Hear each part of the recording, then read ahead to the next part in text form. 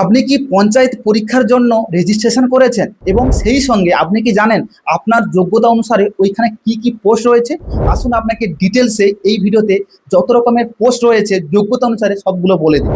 সবচেয়ে আগে রয়েছে গ্রাম পঞ্চায়েতের ক্লার্ক পদ। এই পদের জন্য সাধারণত উচ্চ মাধ্যমিক পাস প্রয়োজন, পাশাপাশি কম্পিউটারের প্রাথমিক জ্ঞান, বাংলা ভাষায় কাজ করার দক্ষতা থাকলে অতিরিক্ত সুবিধা পাওয়া যায়। অফিসের নথিপত্র সংরক্ষণ, বিভিন্ন সরকারি রেকর্ড আপডেট করা এবং প্রশাসনিক কাজ পরিচালনা করাই এই পদের প্রধান দায়িত্ব। এরপর রয়েছে গ্রাম পঞ্চায়েতের সহায়ক পদ। এই পদের ক্ষেত্রে সাধারণত উচ্চ মাধ্যমিক পাস যোগ্যতা চাওয়া হয়। সরকারি প্রকল্পের সমস্ত তথ্য সংগ্রহ, আবেদনপত্র যাচাই করা, সাধারণ মানুষের সঙ্গে সমন্বয় করা এবং অফিসের দৈনন্দিন কাজ পরিচালনা সহায়তা করাই এই পদের মূল দায়িত্ব। এরপর রয়েছে ডেটা এন্ট্রি অপারেটরের পদ। এই পদের জন্য সাধারণত উচ্চ মাধ্যমিক পাসের পাশাপাশি কম্পিউটার পরিচালনায় দক্ষতা থাকা প্রয়োজন।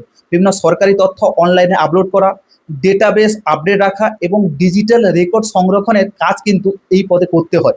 এরপর রয়েছে এক্সিকিউটিভ অ্যাসিস্ট্যান্ট পদ। এই পদের জন্য সাধারণত যে কোনো স্বীকৃত বিদ্যালয় থেকে স্নাতক ডিগ্রি বাধ্যতামূলক, সঙ্গে কম্পিউটার জ্ঞান এবং অফিস সফটওয়্যারে কাজ করার অভিজ্ঞতা থাকলে বাড়তি সুবিধা পাওয়া যায়। প্রশাসনিক সমন্বয়, সরকারি নথি প্রস্তুত এবং বিভিন্ন প্রকল্পের কাজ তদারকি করা এই পদের গুরুত্বপূর্ণ দায়িত্ব। এরপর আরও একটি পদ রয়েছে, সেটা হচ্ছে নির্মাণ সহায়ক পদ। এই পদের জন্য সাধারণত সিভিল ইঞ্জিনিয়ারিং এর ডিপ্লোমা অথবা সমমানের কারিগরি যোগ্যতা থাকা প্রয়োজন। রাস্তা, ড্রেন, ভবন সহ বিভিন্ন উন্নয়নমূলক কাজের ক্ষেত্রে পর্যবেক্ষণ এবং প্রযুক্তিগত সহায়তা দেওয়াই এই পদের মূল লক্ষ্য। এরপর রয়েছে অ্যাকাউন্ট্যান্টস ক্লার্ক পদ। সাধারণত গ্র্যাজুয়েশন, বিশেষ করে বাণিজ্যিক বিভাগ থেকে পাস করলে অগ্রাধিকার পাওয়া যায়। হিসাব রক্ষক, বিল প্রস্তুত, সরকারি অর্থের লেনদেন, আর্থিক নথিপত্র সংরক্ষণ করাই এই পদের প্রধান দায়িত্ব।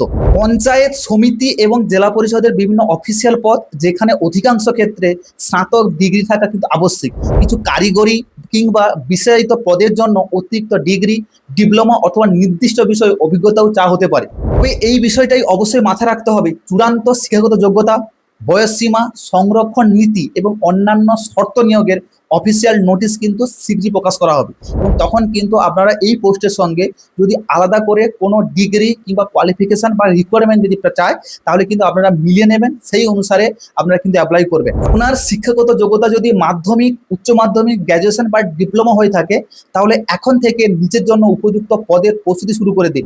সঠিক পরিকল্পনা এবং নিয়মিত প্রস্তুতি আপনাকে পঞ্চায়েত চাকরির লক্ষ্যে অনেকটা কিন্তু এগিয়ে নিয়ে যেতে পারে।